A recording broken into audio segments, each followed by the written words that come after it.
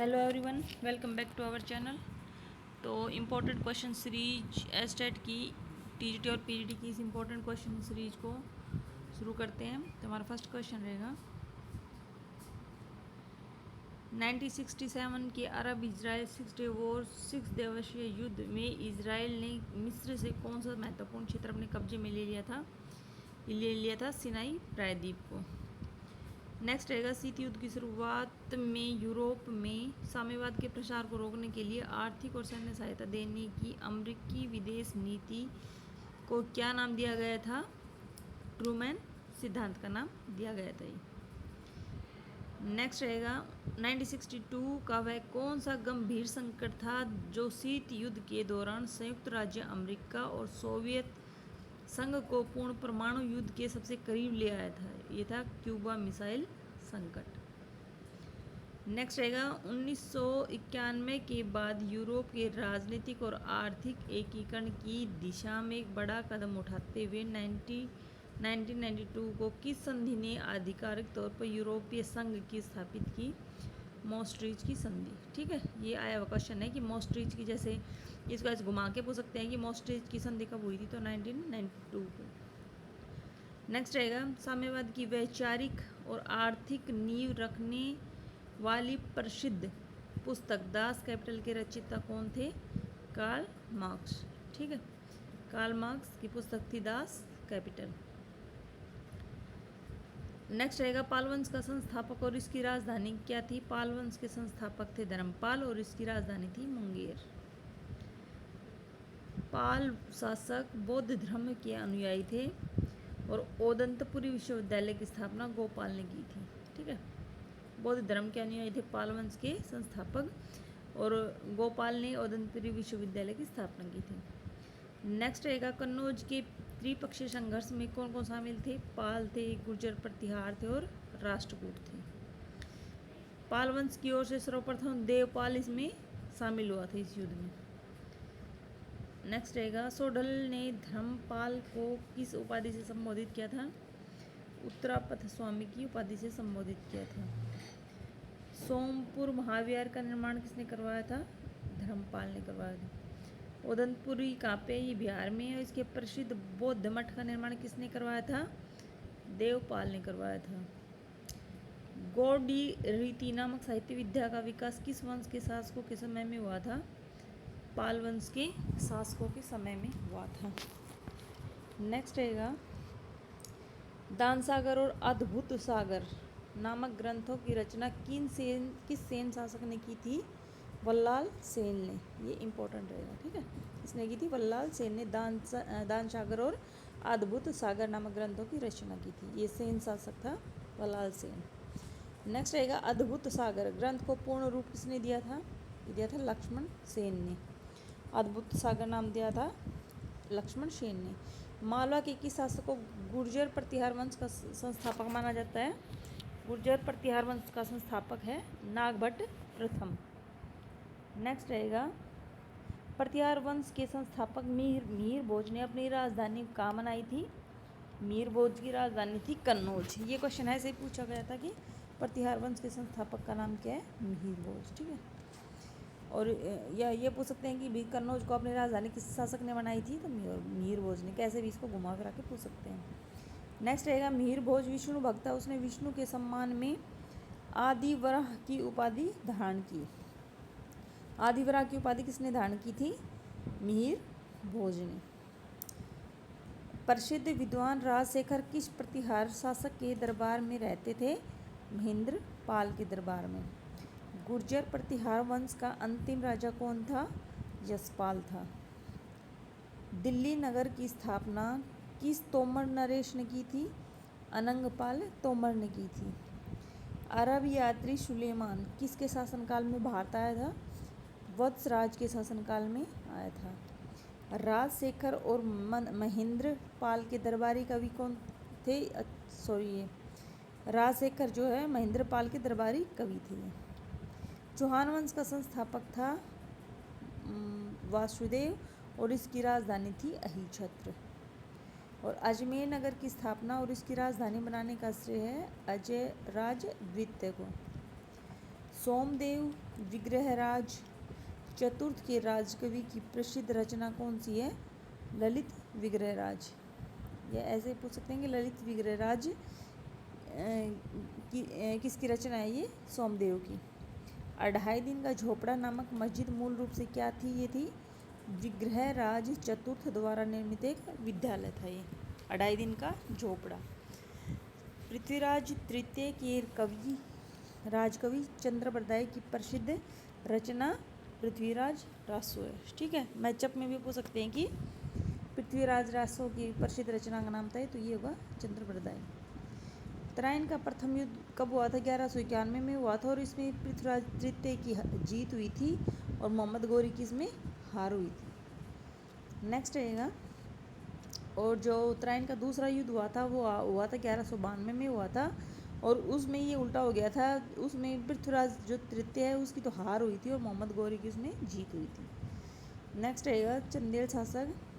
चंदेल वंश के संस्थापक थे नन्नुक और कंदरिया महादेव मंदिर का निर्माण करवाया था थंगदेव ने। आबू पर्वत पर प्रसिद्ध दिलवाड़ा का जैन मंदिर किसने बनवाया था? विमल ने बनवाया था दिलवाड़ा का जैन मंदिर। चित्तौड़ में विजय स्तंभ का निर्माण किसने करवाया था? राजा कुंभा ने। विजय स्तंभ का निर्माण करवाया था राजा कुंभा ने। खतौली का युद्ध कब हुआ था? 1518 को हुआ था और किसके बीच हुआ था? राणा सांगा और इब्राहिम लोदी के बीच हुआ था खतौली का युद्ध। फुकोकू क्योही का नारा क्या था? समृद्ध देश और मजबूत सेना। इनमें से ज़्यादातर क्वेश्चन रिपीटेड हैं, ठीक है, तो इनको ध्यान से देखते हुए चलना। मेजी पुनर्स्थापना की स्थापना के समय जापानी राष्ट्रीय नारे फुकोकू क्योही का आशय क्या था? समृद्ध देश और मजबूत सेना। निशिजन क्या है? क्योतो की एक लंबी क्योतो की एक बस्ती है, इसे निशिजन कहा जाता है। फुकुजावा युकुची का कथन है अपने में से एशिया को निकाल फेंकना चाहिए। ये फुकुजावा युकुची का कथन है। मिया के सेत सूर्य के अनुसार अपने को देश के लिए समर्पित करना और अपने को विश्व को समर्पित करना है। ठीक है, ये सेत सूर्य के अनुसार बता गया। फुकुजावा युकुची का सिद्धांत क्या था? इनका सिद्धांत था स्वर्ग ने इंसान को इंसान के ऊपर बनाया है, न कि इंसान को इंसान के पीछे। ठीक है, ये थोड़ा सा कट गया। नेक्स्ट रहेगा, जापान ने मेजी संविधान कब लागू किया था? जापान में मेजी संविधान लागू किया था 1889 को। जापान रूस युद्ध कब हुआ था? 1905 में। 15 वर्ष से अधिक उम्र के बच्चों को सार्वभौमिक मताधिकार का अधिकार दिया गया था काठी तकाकी ने 1925 में। जापान ने अमेरिका स्थित पर्ल हार्बर नौसेना केंद्र पर कब आक्रमण किया था? ये किया था 7 दिसंबर 1941 को किया था। अमेरिका ने जापान के हिरोशिमा शहर पर बम कब गिराया था? 6 अगस्त 1945 को। और नागासाकी पर गिराया था 9 अगस्त 1945 को। प्रथम अफीम युद्ध कब हुआ था? 1839 से 42 तक हुआ था और 1842 में नानकिंग की संधि हुई थी। ठीक है, ये बहुत इंपॉर्टेंट अफीम युद्ध और इनकी संधि, ये जरूर याद करते हुए जाना, इनकी डेट भी और ये कौन से युद्ध में कौन सी संधि हुई थी। तो पहला युद्ध हुआ था 1839 से 42 में हुआ था और 1842 में हुई थी नानकिंग की संधि। दूसरा अफीम युद्ध हुआ था 1856 से 1860 में। इसमें 1856 में बनी सरकार द्वारा एक कैथोलिक पादरी को मृत्युदंड दिया गया और यही इस युद्ध का तात्कालिक कारण बना था। ठीक है, टिनस्टीन की संधि कब हुई थी? 1858 में। ठीक है, पहले अफीम युद्ध में तो हुआ था नानकिंग की संधि 1842 में और दूसरे अफीम युद्ध में हुई थी 1858 में टिंट सीन की संधि हुई थी 1858 में। दोनों इंपॉर्टेंट, इनको याद करना। सन यात सेन ने 1905 में किस पार्टी का गठन किया था? ये किया था थुंग मिंग हुई का गठन किया था और बाद में 1911 में इसका नाम बदलकर कोमिंगतांग कर दिया गया। सन्यात सेन के अनुसार विश्व के सभी विकासशील देशों को रूस के दिशा निर्देश में चलने की आवश्यकता है। नेक्स्ट रहेगा, चीन में साम्यवादी दल की स्थापना कब की गई थी? 1919 में की गई थी और माओ तसे तुंग के द्वारा की गई थी। किसने लाल सेना का गठन किया था? साम्यवादियों ने लाल सेना का गठन किया था। शुद्धिकरण अभियान किसने चलाया था? ये चलाया था सन्यात सेन ने। साम्यवादियों का लॉन्ग मार्च कब हुआ था? 1934 से 35 में हुआ था लॉन्ग मार्च। नीली कुर्ती दल का गठन किया गया था किसके द्वारा? चांग काई शेक के द्वारा। माओ ने क्या नारा दिया था? माओ ने नारा दिया था कि 100 फूल खिलने दो, 100 विचारधाराओं को पनपने दो।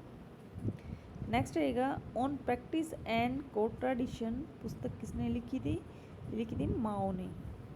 ऑन गुरिल्ला वॉरफेयर और ऑन न्यू डेमोक्रेसी और द आर्ट ऑफ वार, सारे माओ की पुस्तकें हैं। ठीक है। नेक्स्ट रहेगा, माओ के अनुसार बड़ा अभियान कब चलाया गया था? बड़ा अभियान चलाया गया था गौरैया, मक्खी, मच्छर और चूहे पर चलाया गया था। ठीक है। चोल प्रशासन में उदय कोट्टम नामक अधिकारी का क्या कार्य था? जनसंपर्क अधिकारी, जो राजा के सहयोगी होते थे। तंजौर की प्रसिद्ध नटराज मूर्ति किस समय की भारतीय कला की प्रसिद्ध धरोहर है? ये चोल काल की। तंजौर ये है चोल काल की नटराज मूर्ति। किस इतिहासकार ने अकबर को राजपूतों की स्वतंत्रता का प्रथम विजेता कहा है? ये कहा है कर्नल टोड ने। कर्नल टोड ने कहा है राजपूतों की स्वतंत्रता का प्रथम विजेता अकबर को। नेक्स्ट रहेगा, अकबर अजमेर में 2.5 दिन का झोपड़ा किसने बनवाया था? ये बनवाया था कुतुबुद्दीन ऐबक ने। विजयनगर के किस शासक ने अपनी सेना मुसलमानों को नियुक्त करने की नीति प्रारंभ की? देवराय द्वितीय ने। किस राजा के राज्यकाल में मुस्लिम यात्री अब्दुल रजाक विजयनगर राज्य में आया था? देवराय द्वितीय के समय में। ये दोनों क्वेश्चन को इम्पोर्टेंट मार्क करना। ठीक है, ये भी और ये भी। नेक्स्ट रहेगा, दिल्ली शहर का निर्माण किसने करवाया था? अनंगपाल तोमर ने करवाया था। और इक्ता क्या था? जमीन का टुकड़ा था। और विजयनगर राज्य का संस्थापक था हरिहर और बुक्का। और दिल्ली सल्तनत का प्रथम वैधानिक सुल्तान माना जाता है इल्तुतमिश को। और आयंगर कौन थे? आयंगर थे 12 अधिकारियों का समूह जो विजयनगर साम्राज्य में गांव का प्रशासन देखता था। अलाई दरवाज़ा इस्लामी स्थापत्य कला के खजाने का सबसे सुंदर नग है। ये किसका कथन है? ये है मार्शल का। और तारीख हिंद पुस्तक किसने लिखी है? अल-बरूनी ने लिखी है। और मोरक्कन यात्री इब्न बतूता को किसके शासनकाल में दिल्ली का प्रमुख काजी नियुक्त किया गया? ये मोहम्मद बिन तुगलक को किया गया था। तुर्कों के आगमन के समय भारत में किस भाषा का प्रारंभ हुआ था? ये हुआ था फारसी भाषा का प्रारंभ हुआ था। नेक्स्ट रहेगा, चित्तौड़ का नाम बदलकर खिजराबाद किसके द्वारा रखा गया था? अलाउद्दीन खिलजी के द्वारा रखा गया। किस दिल्ली सुल्तान के दरबार में जिन प्रभुसूरी और राजशेखर नाम के 2 जैन विद्वान थे? मोहम्मद बिन तुगलक के दरबार में। और तेलुगु साहित्य के 8 दिग्गज कवि दरबार में थे। ये थे कृष्णदेव राय के दरबार में थे 8 दिग्गज कवि तेलुगु साहित्य के। नेक्स्ट रहेगा, अलवारों ने किसके भक्ति गीतों को लोकप्रिय बनाया था? विष्णु के भक्ति गीतों को लोकप्रिय बनाया था। और कबीर क्या थे? एक जुलाहा थे। रैदास एक मोची थे। और सेना नाई को कहा जाता था। और धन्ना एक किसान था। चिश्ती संप्रदाय की स्थापना किसने की थी? ये की थी ख्वाजा मोइनुद्दीन चिश्ती ने। और सासाराम में मकबरा बनवाया था शेर शाह ने बनवाया था। और फतेहपुर सिकरी में बनवाया था अकबर ने। नेक्स्ट रहेगा, जामा मस्जिद किसने बनवाया था? शाहजहां ने। 4 मीनार मोहम्मद कुली कुतुब शाह ने बनवाया था। और भूमि पैमाइश के संदर्भ में माउली का क्या अर्थ था? तैयार अनाज का अल्प भाग, इसे माउली कहा जाता था। मंसूर और माधव किसके दरबार के मुख्य चित्रकार थे? जहांगीर के दरबार के। अल्तमगा भूदान किसने प्रारंभ किया था? जहांगीर ने। ठीक है, इम्पोर्टेंट है कि जहांगीर ने अल्तमगा भूदान प्रारंभ किया था। नानकार और बंद क्या है कि लगान मुक्त भूमि को नानकार और बंद कहा जाता है। 1699 में खालसा की स्थापना किसने की थी? गुरु गोविंद सिंह जी ने, जो 10वें नंबर के सिख गुरु थे। ठीक है। मुगल स्मारक के किस भाग में मेहराब पाए जाते हैं? मेहराब पाया जाता है मुख्य द्वार पर।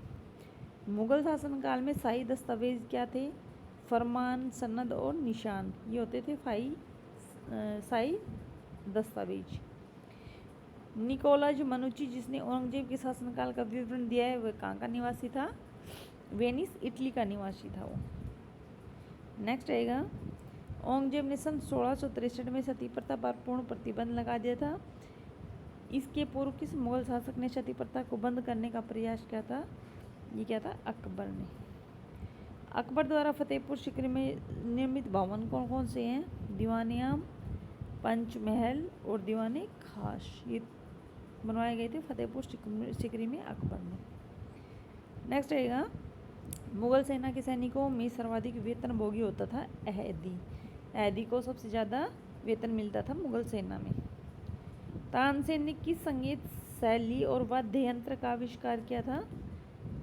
तानसेन ने क्या था? मियाँ की तोड़ी, जिसे राग कहा जाता था। रुद्रवीणा एक वाद्य यंत्र होता था, और दरबारी कनाडा, ये थे इसके वाद्य यंत्र।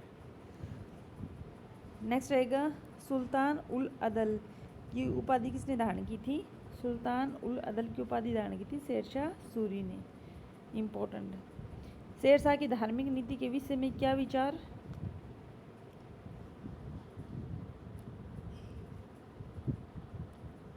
धार्मिक सहिष्णुता है ये।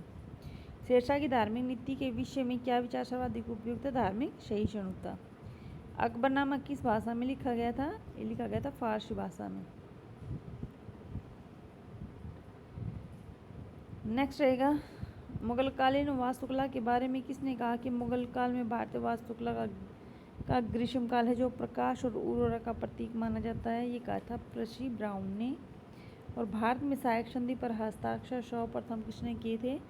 हैदराबाद के निजाम ने 1798 में, और अवध के नवाब ने किया था 1807 में, और तंजौर के शासक ने किया था 1797 में, और भोंसले ने 1803 में, और सिंधिया ने 1804 में। भारत में अंग्रेजी शिक्षा का प्रारंभ सर्वप्रथम किसने किया था? ये किया था लॉर्ड मैकाले ने किया था अंग्रेजी शिक्षा का प्रारंभ। और फारसी पत्रिका मिरातुल अखबार किसने प्रारंभ किया था? राजा राम मोहन राय ने प्रारंभ किया था। और किसने 1896 में रामकृष्ण मिशन की स्थापना की थी? ये नरेंद्रनाथ दत्त ने की थी। और औद्योगिक क्रांति के दौरान रिचर्ड आर्कराइट द्वारा आविष्कार किसका किया गया था? वाटर फ्रेम का आविष्कार किया गया था। और इसका सबसे बड़ा प्रभाव क्या पड़ा था? इसने उत्पादन को घरों से निकालकर कारखानों में स्थानांतरित कर दिया था। नेक्स्ट रहेगा, 14वीं शताब्दी में यूरोप में फैली ब्लैक डेथ प्लेग ने सामंतवाद के पतन में किस प्रकार से योगदान दिया था? भारी जनसंख्या आने के कारण मजदूरों में कमी हो गई, जिससे दासों की सौदेबाजी की शक्ति बढ़ गई थी।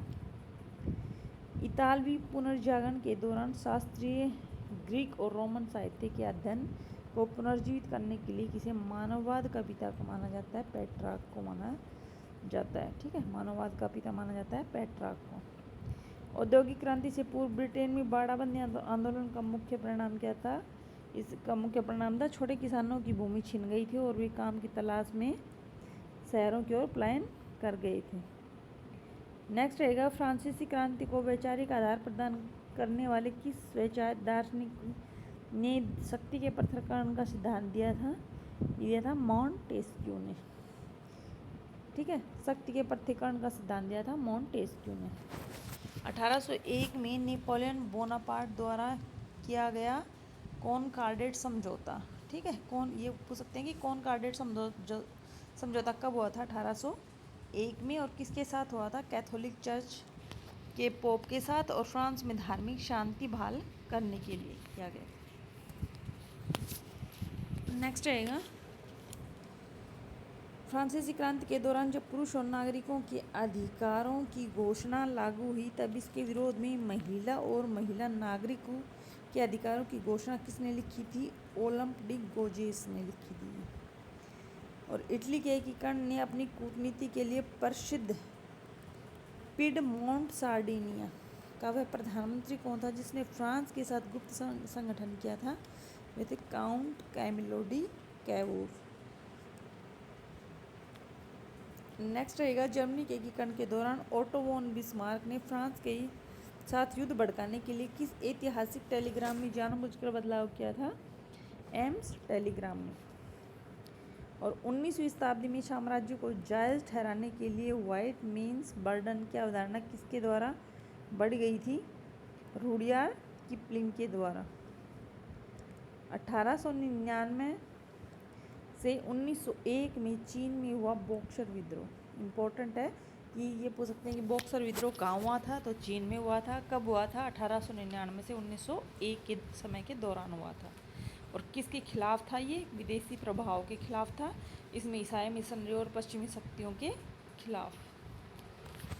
नेक्स्ट रहेगा, उत्तरी अमेरिका ने 1607 में स्थापित पहली स्थायी अंग्रेजी बस्ती कौन सी थी? उत्तरी अमेरिका में 1607 में स्थापित पहली अंग्रेजी बस्ती कौन सी थी? ये थी जेम्स टाउन। ठीक है, तो वीडियो देखने के लिए बहुत बहुत धन्यवाद। तो मिलते हैं फिर नेक्स्ट वीडियो में, तब तक के लिए